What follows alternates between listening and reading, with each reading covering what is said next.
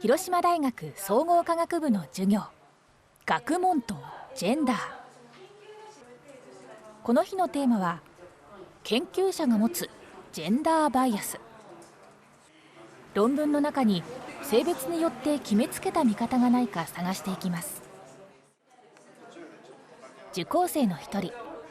4年生の哲さん。男性の方が、平均が、上だから上ってしてしまうのは早計というか、ばらつきが大きいっていう分析をちょっと加えないと、正確性に欠けるかなと。議論は大好き。ジェンダーについて深められるこの授業は特に熱が入ります。哲さんは自分のことを男性とも女性とも思わないノンバイナリー。生まれた時は男性で学籍簿に男性として登録されていますが、特定の性別には属さないと感じています。そんなノンバイナリーの哲さんが抱く違和感。見た目から勝手に判断されてしまう性別。こういう格好をしてれば普通に男性として扱われるし、男子学生として扱われるし、それはある意味でなんていうんですかね、そこをカモフラージュしちゃうと楽というかスムーズなので、特段引っかかるかって言われたらいろいろ引っかかりはしないんですけど、でもちょっと違うんだよなっていうのがあったりとか。男女で別のトイレ。どんな性別でも使えるオールジェンダートイレは見つけるのが大変。基本的に大学で行かないようにしてるので、あんまりそうですね、こういうところは使わない。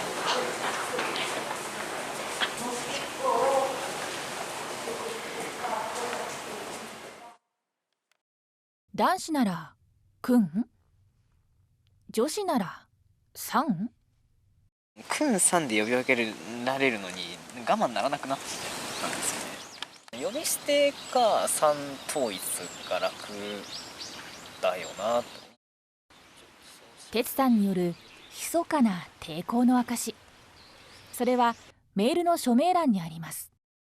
私の場合は、ノンバイナリーでゼイを使おうと思っているので、ゼイゼムかなっていう。英語圏の国では近年、自分が他の人から呼ばれたい代名詞をメールの署名欄で示すことが増えています。例えば女性なら she、 男性なら he、 どちらも使いたくなければ they など。せめても反抗をしたいっていうか、これを書いてこれを、ね、メール出しとけばくんさんとか言われた、くんって呼ばれた時に、いやここに書いてあるでしょ、何やってるんですかって言いやすくなるなと思った布石です。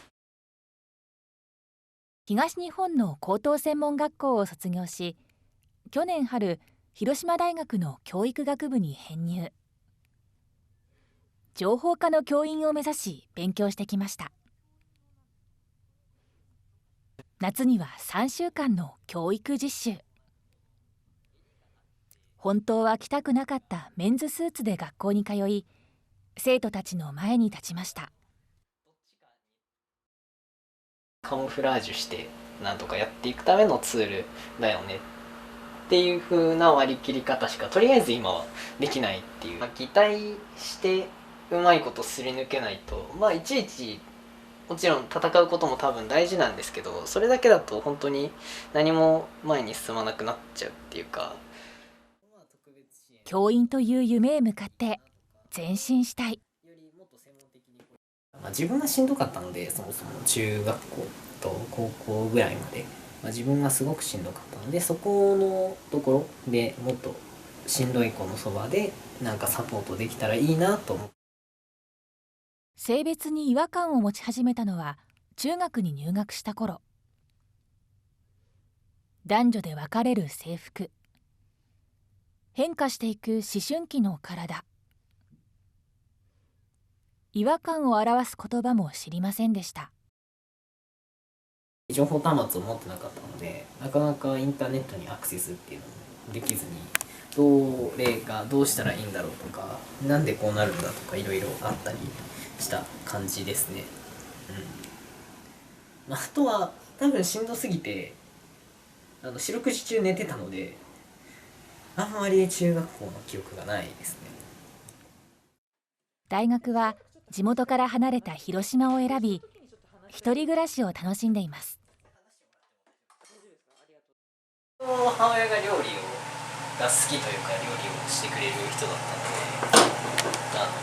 で、いろいろなスパイスを使った料理を食べさせられていたおかげで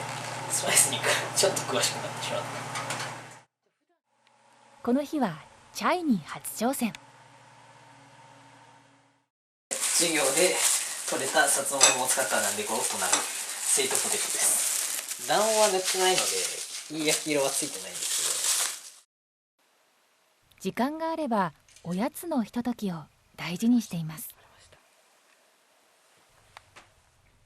もう一つ広島に来て始めたこと、通販サイトでミシンを買い洋服作り。初めて作ったのは巻きスカート的なエプロン的な何かです。メンズスカートいろいろ最近東京系のショップとかで売られてるんですけど、全部黒とかであんまり面白くないなと思ったので作りましたね。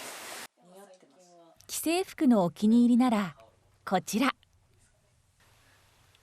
メンズとレディース両方のアイテムを組み合わせます。オンラインストアでユニセックスの服を買うことも。探してみると出てきたのは2600件以上。ユニセックスの商品を売り出すブランドは少しずつ増えているようです。哲さんが感じている変化は他にも。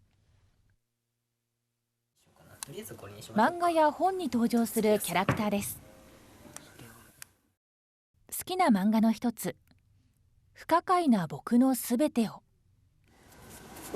多分ノンバイナリーの子かなっていうのを書いたお話で、どっちでもないっていう感覚はそうですね、重なる部分だったので。自分の性別は男性でも女性でもないという主人公。学校、アルバイト先、家庭、いろいろな人と出会い共に成長していく青春の物語です。男性の記号とか女性の記号とかが集まってて、この子が加えてるのはもう全部なくなったその、丸という丸に棒がついただけっていう、こういう風にどっちでもないが扱われた、それを主人公に据えた長編はなかなかないのかなと思って、そうですね、読んでました。学生生活も